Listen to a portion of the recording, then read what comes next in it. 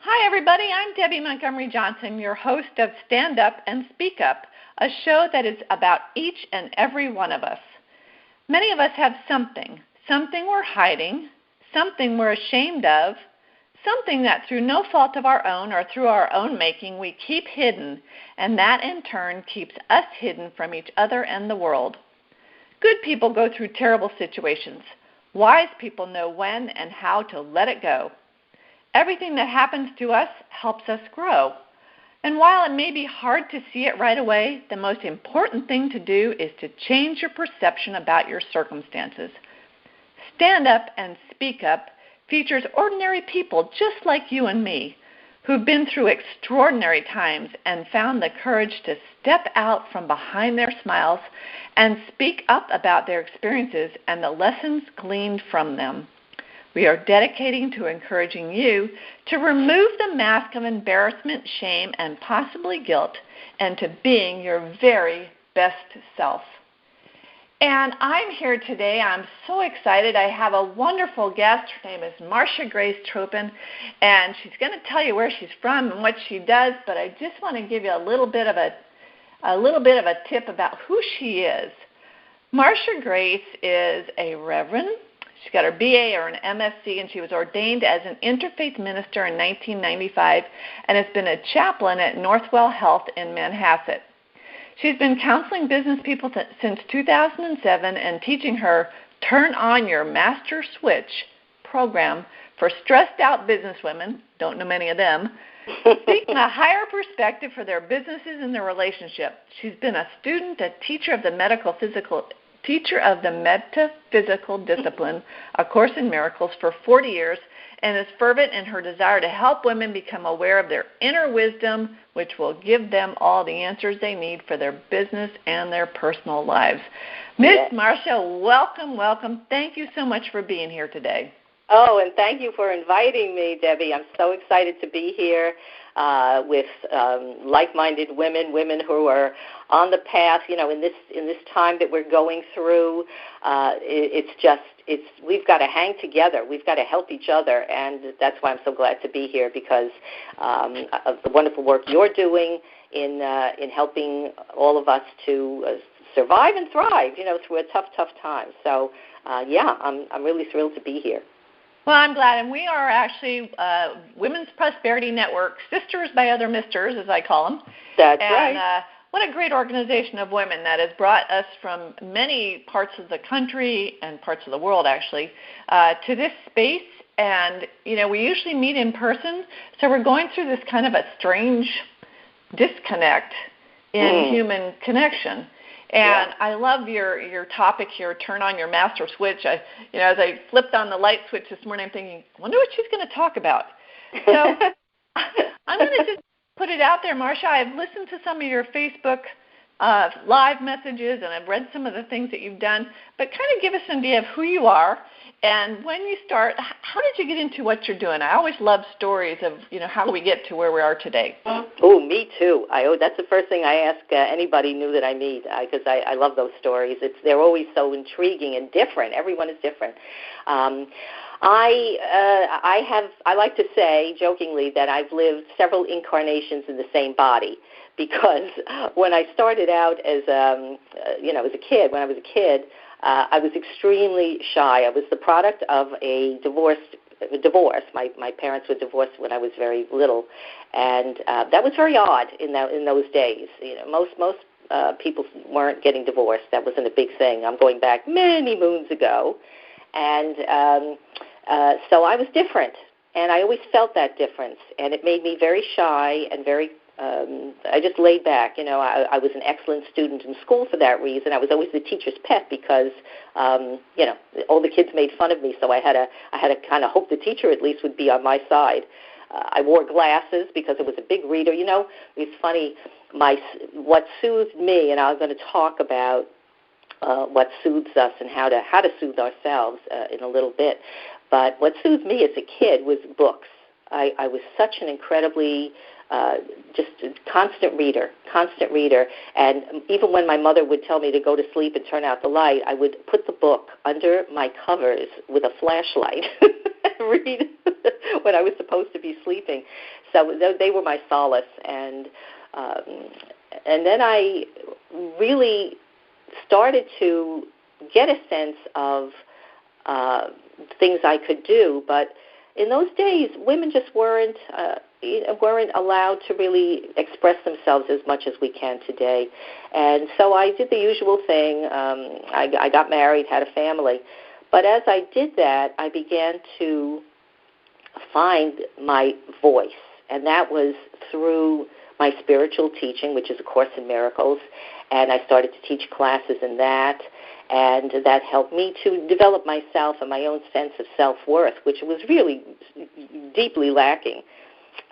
So over the years that I decided that I wanted to be of greater help to people, and through a fortuitous circumstance, ended up at the new Center for Interfaith Spirituality and became an interfaith minister, which was a blast. That was such a wonderful time in my life of learning about all the different religions and philosophies of life, and studying and learning how to be a minister. So that was a wonderful experience, and it took me really into developing my writing. And so now I'm an author. I have 3 books in a series that I've done on the lessons of A Course in Miracles to help make them a little easier to absorb and understand.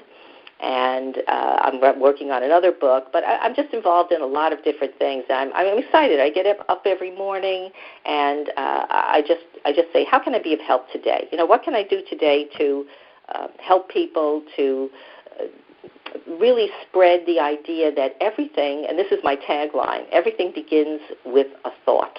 Everything we do, everything that's created in the world begins first with a thought. So I always say, watch your thoughts. That is the easiest, simplest clue I can give to anybody, is just become aware of what you're thinking.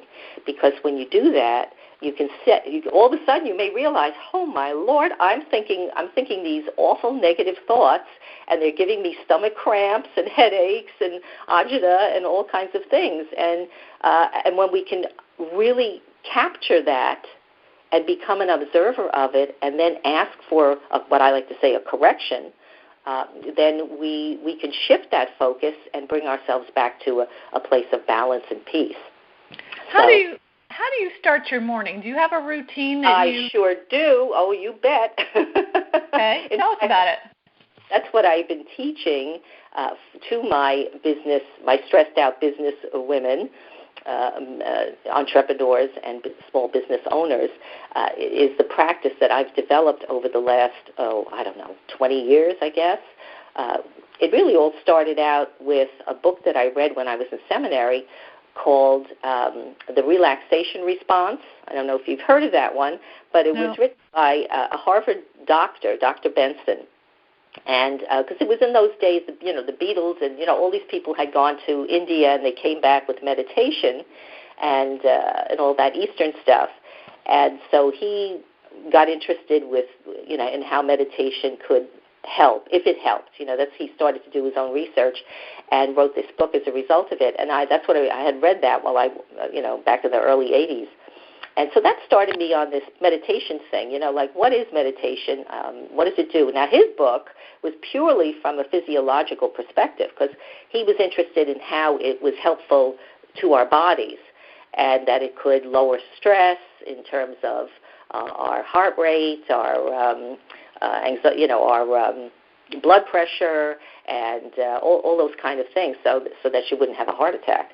And so that was the first thing. And then I read some other things. I was doing the course naturally, and that taught me a certain type of meditational practice, as well as Julia Cameron. If you're familiar with Julia Cameron's work, The Artist's Way, where she talks about writing morning pages, and so that was another one. And so there were a lot of different influences that led me to develop my own type of program for this process. It is a process. When I think of meditation, I really like to call it meditative contemplation, because I think a lot of the reasons why people kind of shy away from meditation, or they try it and then they're not successful, is because they have some preconceived notions. So, for instance, when I ask people, have you ever tried meditation? They'll say, oh yeah, I tried that a few years ago, but I couldn't sit still, or I couldn't stop thinking. And I'll say, so this is the kind of things that they'll say, and then they don't do it, and that to me that breaks my heart. It really does, because of those preconceived notions, they've prevented themselves from actually gaining the benefits of a meditation practice in the morning. So that's why I'm really passionate about teaching my process, which I do every day. And if you'd like me to, I can sort of go through it a little bit. Well, you can, because it's interesting. I'm thinking about myself, and you said preconceived ideas. Initially, when I hear meditation, I go, oh, that's woo-woo, Yeah. Because I can sit still, but for me to get my control is I start with my scriptures or my reading or something, and I just kind of quiet my brain. But I can't sit still like that either, and I visualize sitting there with your legs crossed and, That's right, exactly. And I can't do that, Right. I you don't have to. I chose not to. That's good news. The good news is you surely do not have to. When I teach my program, I go into a lot of detail, of course, about different methodologies, different ways, because there's so many ways. When people use that word, meditation today is thrown around by everybody, and I don't think, unless you're living under a rock, you haven't heard about it from somebody, because when coaches start teaching their football players how to meditate, it's in the mainstream. Right, exactly. Yeah, there's even a book out by a representative in Congress who wrote a book about meditation. And so it's and everybody has a different take on it, and that's why, to me, I kind of like to say meditative contemplation, because it kind of makes it sound a little different, so you don't get scared away. Because again, if you think that you have to clear your mind of all your thoughts, who can do that? Nobody. You can't. Unless you're you're really a yogi in India someplace, I don't know, maybe they can do that, but that's not the purpose. For me, and I think it revolves around what the purpose is. What is your purpose in meditation? I think you need to ask yourself that first. And then once you can decide that, well, my purpose, and hopefully this is true, that your purpose is to be healthy, to stay calm in the midst of the storm that we're experiencing right now. And by the way, that's the name of my Facebook Live that I do every Friday. So I'll be on Facebook Live at 1 o'clock tomorrow doing my calm in the midst of the storm. Okay. And that's so that's the one question that you want to ask yourself. And also,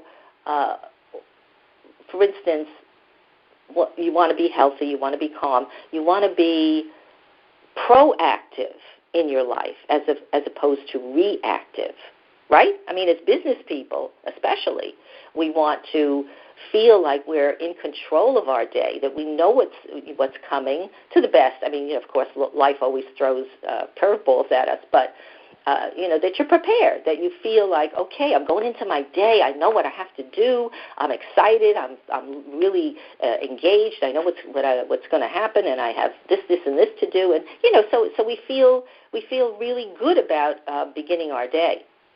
And well, I'm looking at your subject of turning on your master switch. In the morning, though, do you find that it's best to just turn off a few things, like turn off technology when you first wake up? Don't go right to the phone. I know those mornings that I pull up my phone and I start reading the emails or reading the news feed, I can feel my body starting to rev up. Absolutely. That's so not right. necessarily the best way to nurture yourself first thing in the morning. No, it isn't. I agree. You want to turn off all the noise, that external stuff, and turn on. So what's your master switch is really what you're asking me. And your master switch is your connection to the divine, however you want to conceive of that. Okay. And everybody will see that differently. So I will never tell anybody, I will never specify how you would see that. But it's definitely, the way I think of it is, it's my connection to that which is greater than myself. So if you call it God, you call it universal consciousness, however you want to conceive of my connection to that something greater that we're all part of. And I think once you have a sense of that you're part of something, you're a really essential part, just like a car has to have, I'm trying to think of a part. I mean, an engine, of course, right? A car has to have an engine. It's not going to go anywhere without an engine. But it also needs tires. And it also needs, I don't know, all those other gizmos under the hood, right? It needs batteries and stuff like that. So all of those parts are essential to a car operating properly. And that's us, especially as business owners. We are all essential parts of this greater thing, whatever you want to call it, life with a capital L. And so it's up to us to learn how to be the best part we know how. And that's where the morning exercise is so essential. So if you want, I'll talk a little bit about how, what that is, and we can, just give some ideas to people to get them started. Please do, because we all need to get away from the busyness and hustle and bustle and start our day off in a really calm, peaceful way. So please go ahead and explain that to the folks. Yeah. Okay, so have you ever noticed when you wake up in the morning, what's the first thing you do before you even get out of bed? Well, I say a little prayer, but most people probably don't do that. Yeah, that's beautiful. That's great. But I'm thinking in terms of just you're waking up, and then the first thing, your body just naturally wants to stretch, right? Right. You don't stretch. You kind of like wiggle around and, kind of loosen up a little bit. You've been sleeping in bed all night. So there's a basic physiological need to just kind of stretch our bodies. So that's the first step. That because we're multidimensional beings, right? We're a body, we're a mind, we're a spirit, and so all of those things have to be addressed in order for us to find our calm center. And so that's the very first thing is that stretching, And when I do my program, I have a whole series of different stretches, and you pick the ones you want, because everybody has different feelings about what feels good and so forth and so on. But the idea is to relax the body, because as you said, we want to start off calm, quiet. We want to start off in a place of receptivity to hear the guidance that, if this is okay to say, that God has for you. Mm-hmm. So that's the first step. You get your body relaxed. And then you don't have to cross your legs. There's nothing about it. There's no posture. I mean, you can be lying down. I don't recommend that because you could go back to sleep, which is not what you want to do. So I post up a bunch of pillows behind me in bed, and I get all nice and comfy, and I just sit up nice and straight. So that's the first thing. The second thing is to do some breath work, what I call breath work. And this has so many different great effects and benefits for us, because when you do some deep breathing, everybody's, I jokingly say to people, oh, you think you know how to breathe. You really don't, because most of us are breathing right at the top of our lungs. We really don't get our lungs fully inflated most of the time. And if you're nervous and anxious, well, then you're hyperventilating. You're really breathing very shallowly and can make yourself dizzy and collapse, which we don't want that to happen. So deep breathing brings calm. It brings us into the moment, and it brings us to a place where we become more open and receptive. As well as by taking that deep breath, it sends this great oxygen to all the little cells in your body, which is wonderfully energizing. So with this, you're energizing your body, but at the same time, you're bringing a state of relaxation. Kind of sounds funny, but that's actually what's happening. Well, and as I'm sitting here, I'm at my desk, like many of us are when we're working or doing whatever, and I'm leaned over, And as soon as you said breathe in, I straightened up my back, and I kind of opened up my body a little bit more, and that's relaxing to your lower back, and it makes so much sense. But we just get so wrapped up and closed up at our desks that, this breathe in, and I love how we put one of our topics here is breathe in possibilities. That's breathe right. in the air and then breathe in the possibility of what you can do for the day. So that's excellent. Thank you. Exactly. Yeah. The first thing is the nurturing your body, which I had put that down. But yeah, so that's the first step is the nurturing of your body by that stretching and just getting everything, all the kinks out. And then the breathing is breathing in the possibilities by presenting yourself to that higher wisdom, that we all have. It's available to us at all times. And this is how we prepare ourselves to receive it, through the breath work that puts us in the moment. Because when you're breathing, you very often you're counting, which is how one of the ways I teach breath work. So you're breathing in for a certain amount, and then you're holding, and then you're breathing out.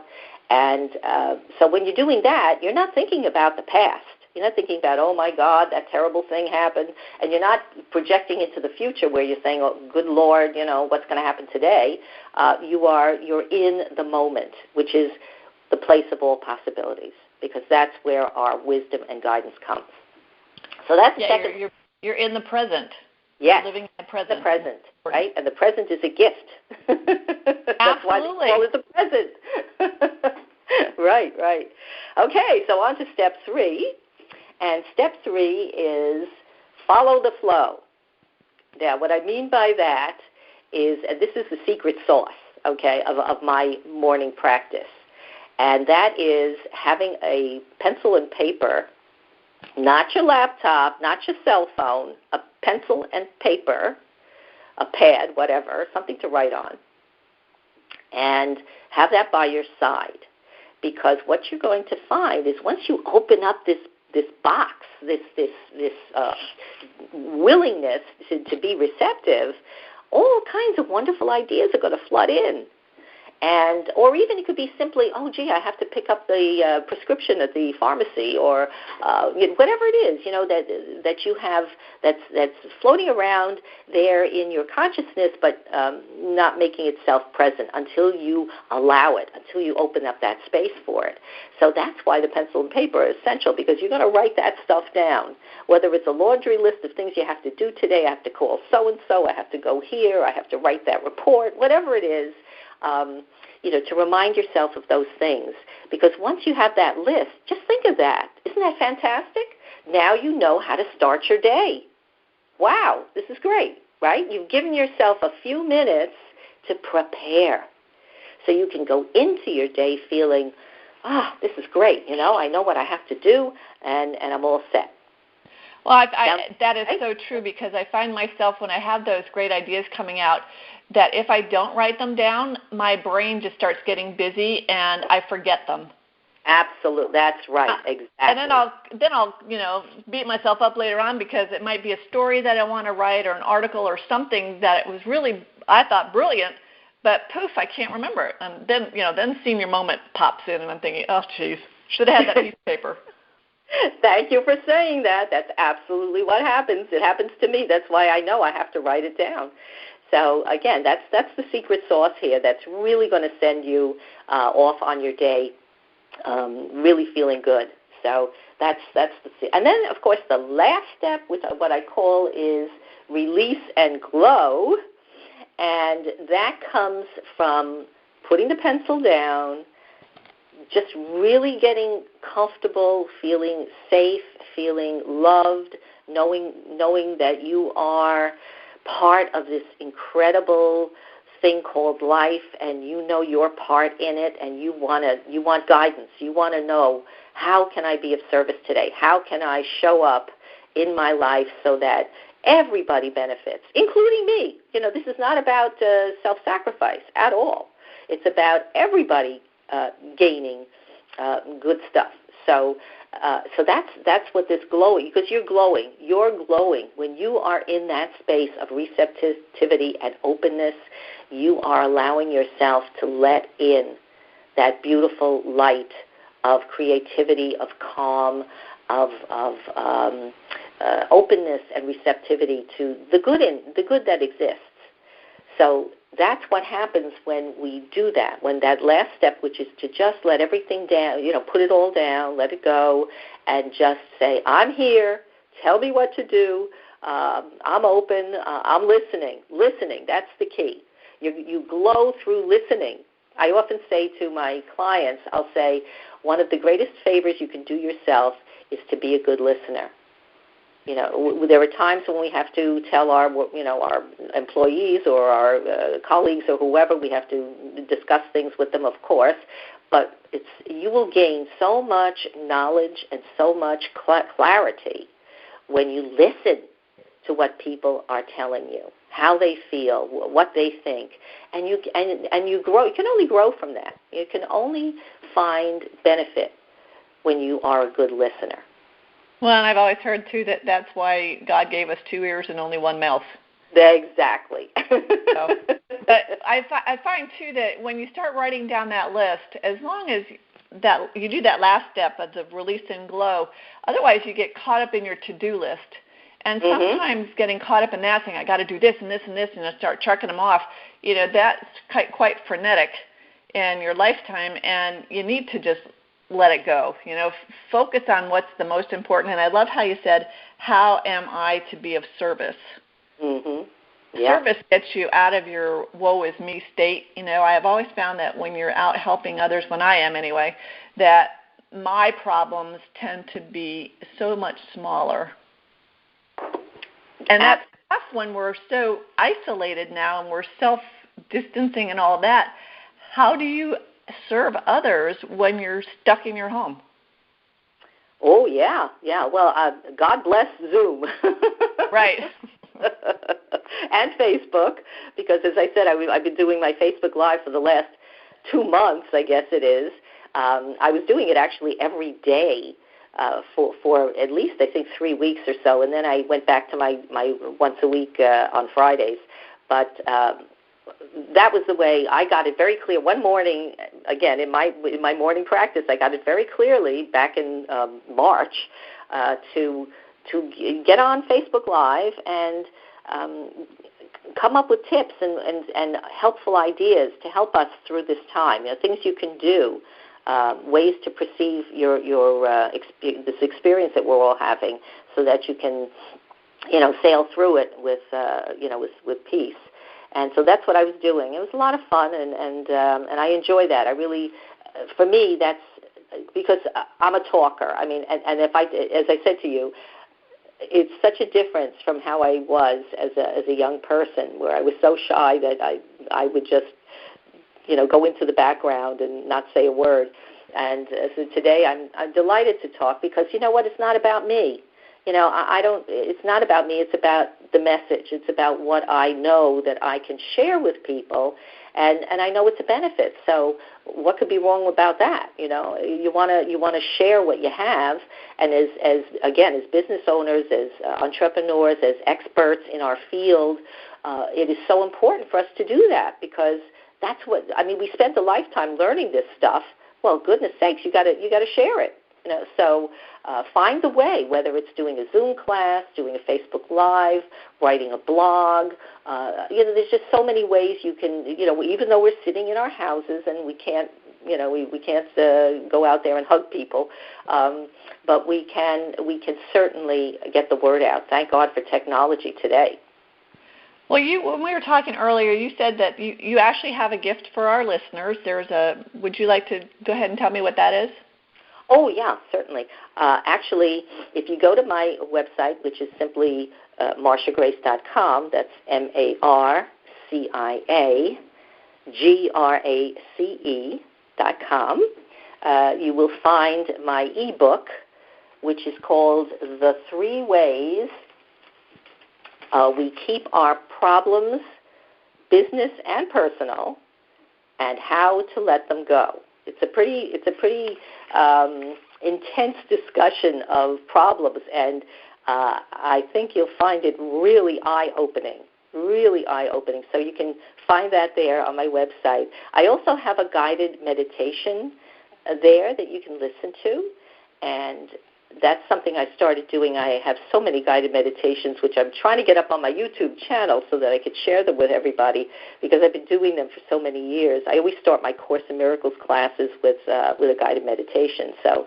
they're on many different topics, health and just positive thinking and just a million different things, family things, and all that kind of stuff. So I'm working on that. That's a work in progress. But so that's available at also MarciaGrace.com/guided-meditations. And you also you do webinars. Do you have one coming up? I do. Thank you for asking. Yes, I will be doing a webinar. I haven't firmed up the date yet because I'm working with my VA. So we're planning it. Should be in the next couple of weeks, and it's going to be turning on your master switch for peace and calm.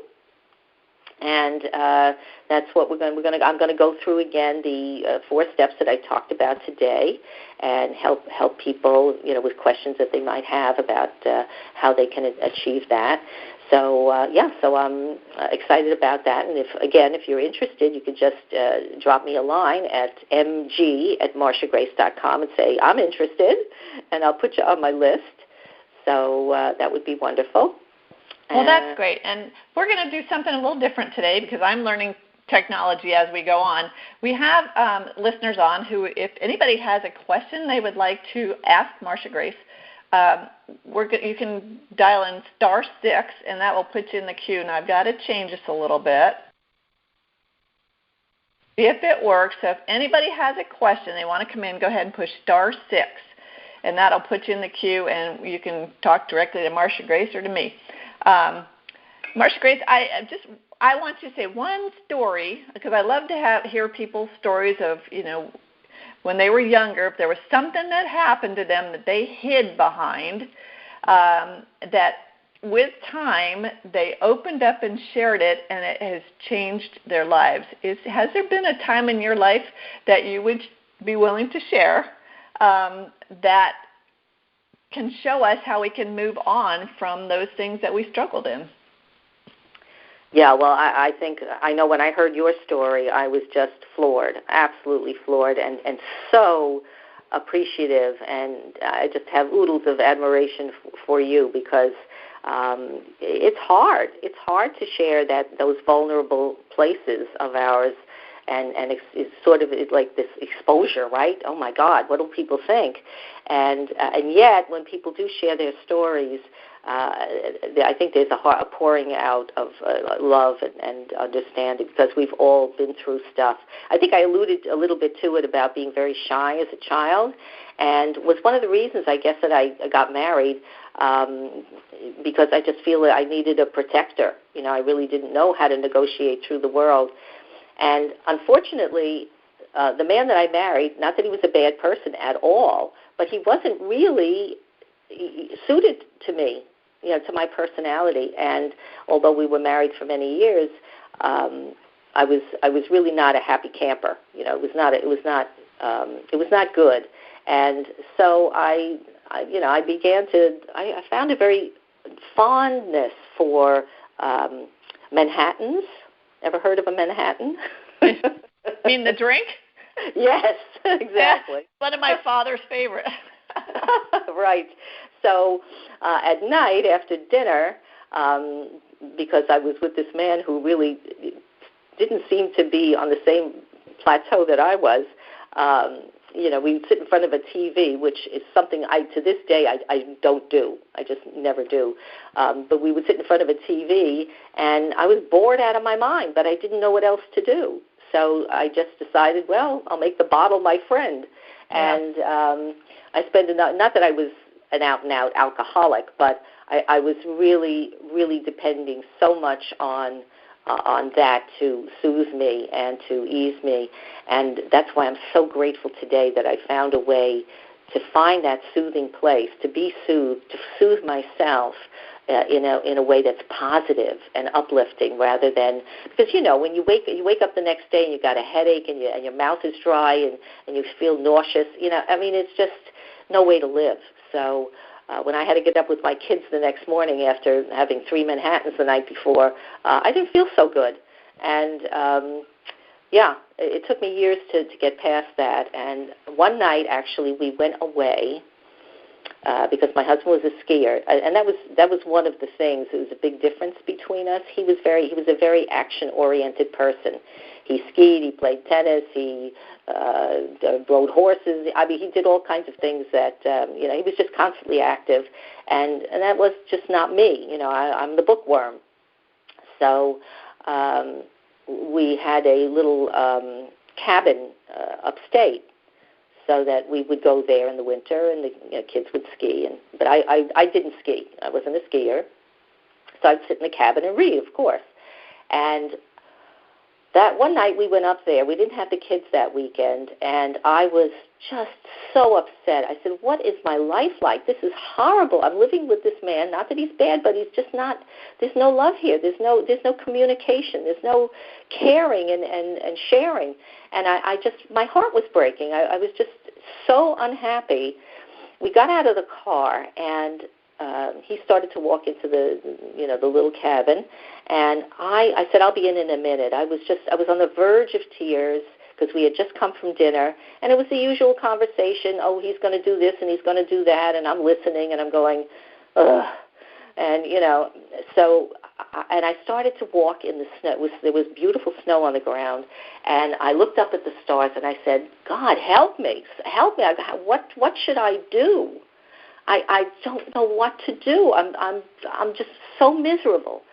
And I got dizzy, and I probably had a couple of drinks at dinner, and I fell on the ground in the snow, and I just laid there and cried and cried and cried.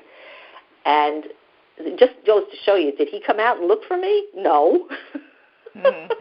I don't know what he thought I was doing, but it didn't seem to occur to him that maybe he should look for me. But anyway, so I was on the ground, and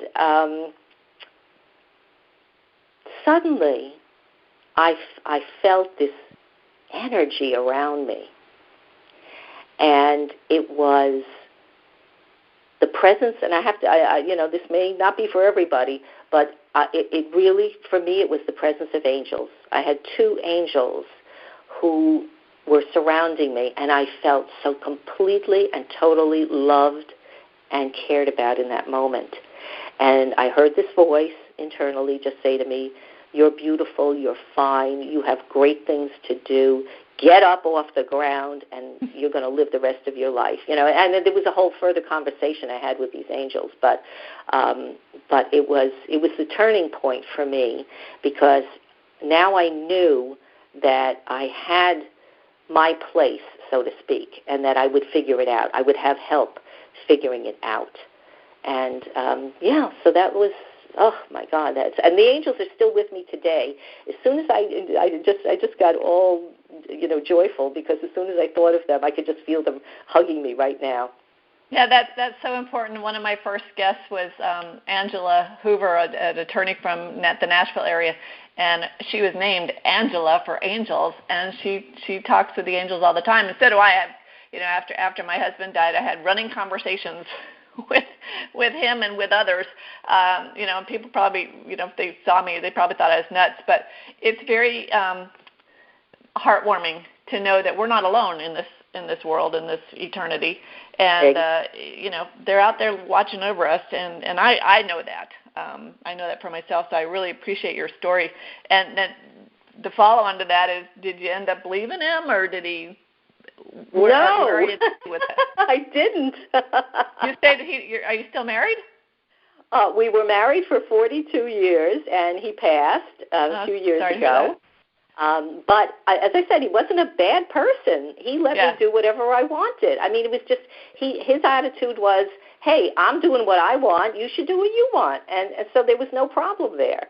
There you go. And it was, I felt, again, you hate to break up a family. I had 2 kids, and I didn't want to cause them discomfort, which I don't know if it was the best thing. But anyway, that was my decision to stay with him because, again, I had resources. I mean, I was able to do things. I became involved in various organizations. I was the when my kids were still young, I was running a couple of organizations for charity work and a place called the Bora Heart and Lung Center. And I just did a lot of different things. And in the meantime, I started teaching A Course in Miracles, which has become my life's teaching. And but then I started writing and so forth, and ended up going to seminary and becoming a minister. So when that happened in 1995, that was really interesting too, because I really didn't know what I wanted to do as a minister, because we were independent. I mean, there was no structure as to what you did once you were ordained. It was really up to you. So various people in our class went off to work in soup kitchens or work in prisons or work in hospitals and different things, and I didn't know what I wanted to do. So, but I ended up doing weddings, which happened because one of my sibling seminarians had started doing weddings and couldn't do a particular wedding. And she called me, she says, "Can you do this wedding? Because I can't do it." And so that started me off on my wedding ceremony career, which I did for 20 years. And I'm not doing it now. I mean, I will if someone asks me, but I've gone on to do my writing and other things. So, but it's been an interesting experience, and I'm very grateful that those angels are with me. I feel so blessed and so fortunate that they have really encouraged me to find my voice, to find my place, and give me the answers as to how I can help in the way that's best for me, that I can offer. So I think through the great wisdom of A Course in Miracles and through life experiences, I really have so much to offer people, because I see the difference in me. I see how it's changed me from this nervous, shy creature to someone who has a message to share and the desire to be of help to other people. So it's a huge transition that I've made, and I don't even recognize the person who I used to be. I really don't. Well, I'm really grateful for you sharing that, because I think all of us, especially if you've been married a long time, at some point in that marriage you become roommates in the same house, and you can either grow separate from each other and then split up at the end, or try to reconnect with either your partner or yourself. And, you've found such great things to do since then, and have experienced life in such a joyful way. And I look at your pictures that I put up, and the one is, just you by yourself. And then I love the one where you're standing in front of the ocean or the bay or somewhere with your arms just stretched out, looking up to the heavens, and the sun's shining. It's a beautiful, maybe even cold day up there. But just, opening up to who you are and to the world, and just saying, hey, here I am, use me, in a positive way, and all those negative things that you could have turned your life into, or the negative thoughts you had because of he wasn't taking care of me, he wasn't doing this. I mean, you can put a lot of blame on your significant other. It all comes down to you collecting yourself and being in control of your choices and your control, and realizing that you can't change that other person. They need to change themselves. And we can only change ourselves. We can't change them, and I found that out through life and through children. And I'm grateful for that, because honestly, I've had friends that have tried to change me in certain ways. I'm like, hey, I'm the adult, leave me alone, And you basically turn into a 2-year-old and have a tantrum, say, give me a break, leave me alone. So I really appreciate your turning on the master switch. I understand it now so much better than before. And nurturing your body, breathing in those possibilities, and just putting away the busyness in life, finding a little bit of focus, finding some purpose, and then letting it go, releasing the to-do list to the universe and saying, what's the most important for me today? Absolutely. So, thank you so much. I really appreciate it. And again, everybody, you can reach MarciaGrace at MarciaGrace.com. Go there for your ebook, and to find out about the classes that she's teaching, the webinars that she's going to be doing in the future. Watch her on Facebook Live on Fridays. Mm-hmm. And are you up in New York? I am. I'm on Long Island, and that picture that you mentioned is Long Island Sound, because I am blessed in that I'm just a couple of blocks away, and nice. That's my daily walk when the weather is good. Of course, we're waiting for warm weather here on Long Island. It's like May something, and in the middle of May, and we're still wearing winter coats, which is pretty frustrating when we want to be outside, especially since we're all stuck at home. Well, that's why I moved out of Vermont many years ago. Yeah. Oh boy, Vermont. Yeah, for sure. So very fun. So that's Long Island Sound, and it's that's beautiful. Beautiful. It is. I go there every day, take pictures of the sunset. If you look on my Instagram page, I post my sunsets and just the pictures of my neighbors and stuff, because I'm really blessed, and this is another thing that I'll say to people, now that we're sitting around at home, we can't get close to people, at least I hope you're not getting too close to people, but we certainly can go out for a walk and visit with our neighbors if you live in that kind of a community, and say hello. There are people who are hurting out there, and just a smile from you, if you're in your right head, and you can offer someone a smile, you'll both feel better. Everybody will benefit from that, and it just is. You're getting fresh air, you're exercising, and it's a win-win for everyone. So I highly recommend, if you can do it, to get out and meet your neighbors and say hello. And everybody's out walking their dogs, and I can walk to the beach, which is fantastic. But it doesn't matter where you walk; it just matters that you get out there and again share. That's the secret. The secret is to share whatever you have in the moment with another human being, and everybody benefits from that. Absolutely true. And I'm going to bring on right now, I like to bring on Dr. Tim McGinnis, who's the founder of SCARS, which is the Society for Citizens Against Relationship Scams. Tim is down in Miami, and he and I work together in an international organization that primarily deals with women that have been through a romance scam or some sort of fraud in their lives, who have shut down and turned off their master switch and are alone. And right now, in this sheltering arena, are not around peaceful people. Typically, they might be alone. And so, Tim, are you there? Oh, I think I have to unmute Dr. Tim. That's my fault. Okay, we're learning. Yeah. Tim, are you there? Yes, I'm here. I'm here. Can you hear me? I can. I kind of muted you. But, Tim, I've been talking a little bit in the past about what are the kinds of things that our victims can do to find some peace in their life. Marcia's given us some great things to do, but what do you see? What are some tips you can give to our community online?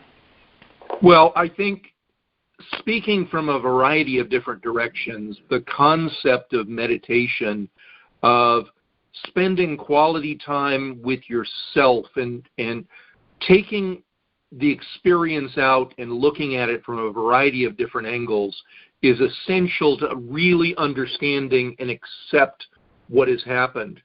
As you know, Debbie, unfortunately, we can't help everybody, because only about a third of social engineering scam victims really can recover healthfully from their experience.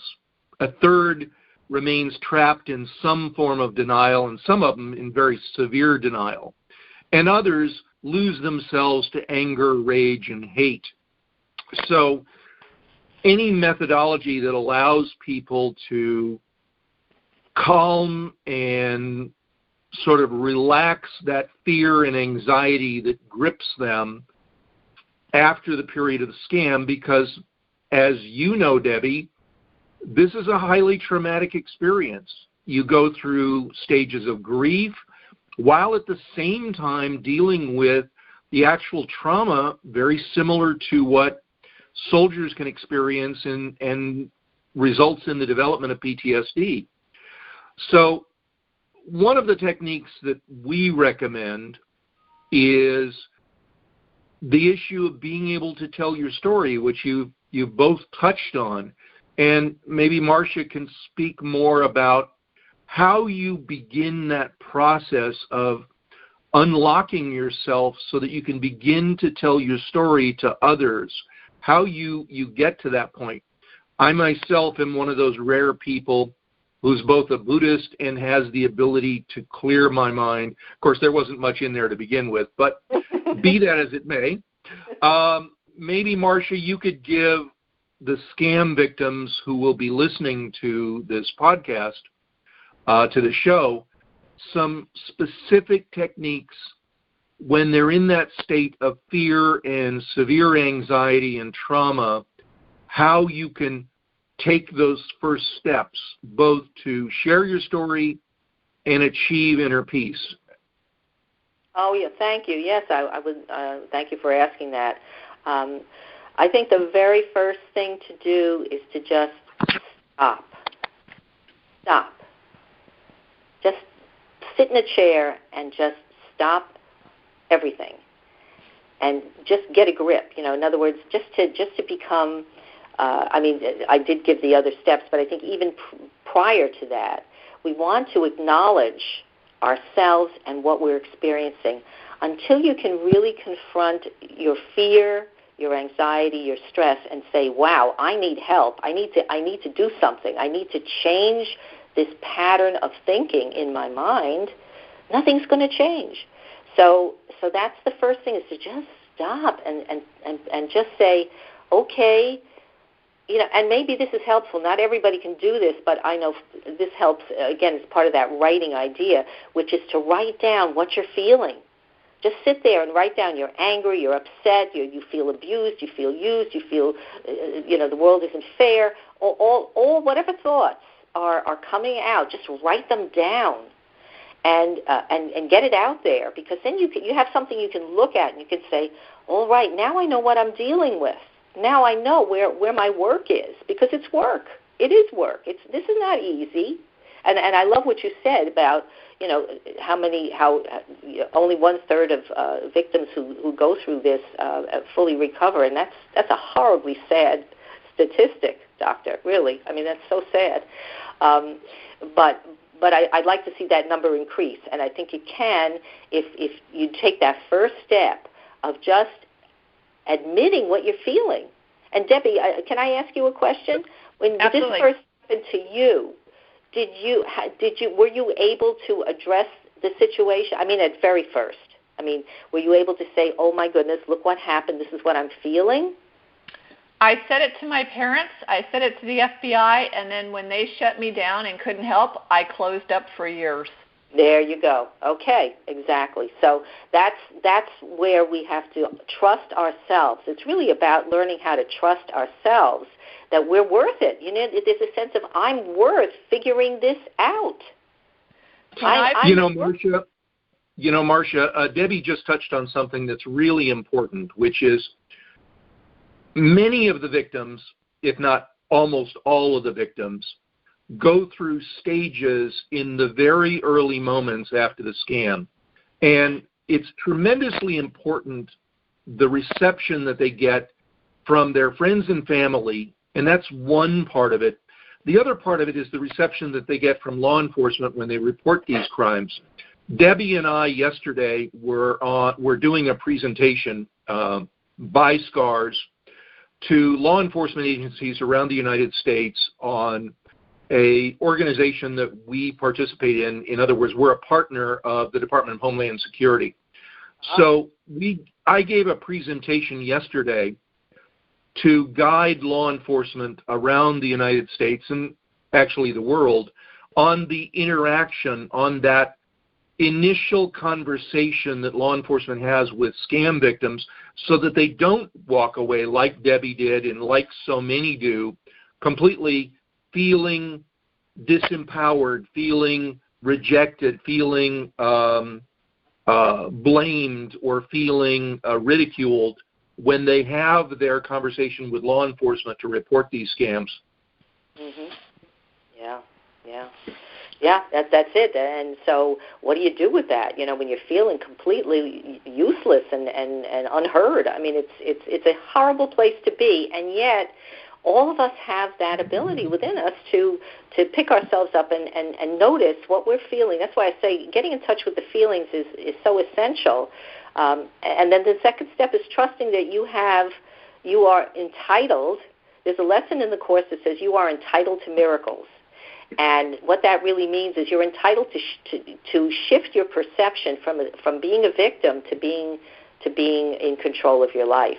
It's a slow progress for most people, but at some point, it's like Debbie, what you were saying about, what was that thing that shifted you, that turned you around? And usually we have to hit bottom before we can pick ourselves up and move ahead. And so that dark night of the soul kind of thing happens for most of us. But the key is to know you won't stay there. It's part of your journey, it's part of your process, and you are going to get past this. You are going to find help. You deserve to have help, and it will come. You have to trust that. Is that helpful? And the hardest part about that, too, is the trust part. Because in a relationship scam, your trust has been decimated. And you don't know who to go to. I thought I trusted the FBI, and when they said, we can't help you, I'm thinking, well, how can the FBI not help me? And so I questioned everything. Fortunately, I had my mother and father, and they're still my greatest supporters today. It's been 10 years. And they trusted me to move forward. They might have kicked me in the pants a few times, but they were there to hold my hand. And I think that's the greatest thing for anybody that's been a victim of anything, is to become a survivor and a thriver, is to realize that you're not alone, that there's somebody else out there that has been through what you've been through, and you just have to find them, because once you've got someone that you can hold onto their hand and realize that they've been through it, so it's okay, now I can go through it and find hope and joy again. When you get someone that, when I speak out to women particularly, and I'm not talking to the people that think, oh, gosh, Deb, you're stupid, you shouldn't have done that. I'm speaking to the one woman in the audience that says, oh, my goodness, that's my story, and I'm not alone now. And now she can move forward one step at a time. That brings me great joy. Of course. Absolutely. And same with you. When you're able to show somebody how to turn on their master switch and realize they're not alone in life, that they've got a creator, or whatever they want to call it, that divine in them, we're all divine, that brings great joy if you just trust it, listen to it, and move forward. So thank you so much today, Marcia. Thank you, Dr. Tim, for being here. Thank you for those that have listened to the show and that will listen to the show. We have great information here. Again, if you want to contact Marcia, please go to MarciaGrace.com, see everything she's got. This episode has been sponsored by BenfoComplete.com, a vitamin supplement company that supports happy and healthy hands and feet. I want to thank everybody for listening to Stand Up and Speak Up. If you or anyone you know has been a victim to fraud or scam, please have them report it to Anyscam.com or IC3.com. And then remember to join our Facebook group called Stand Up and Speak Up, because we have special information and you can get replays to this. I want to thank everybody again for being here today. We'll see you all, or we'll talk to you all next Thursday at 9 o'clock a.m. Eastern Time. Have a wonderful day. Bye-bye now. Thanks so much. Bye, dear. Thanks a bunch. Okay.